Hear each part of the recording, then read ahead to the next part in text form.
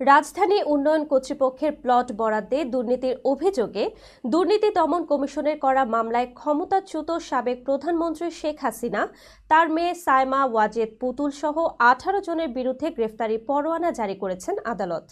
আজ বৃহস্পতিবার ঢাকার মেট্রোপলিটন সিনিয়র স্পেশাল জজ জাকির হোসেন গালিবের আদালত দুদকের দেয়া চার্জশিট গ্রহণ করেন। এ সময় পলাতক থাকায় আদালত শেখ হাসিনা সহ ওই আসামিদের বিরুদ্ধে গ্রেফতারি পরোয়ানা জারি করেন। দুদকের আদালতের প্রসিকিউশন বিভাগের সহকারী পরিচালক আমিনুল ইসলাম এ তথ্য নিশ্চিত করেছেন।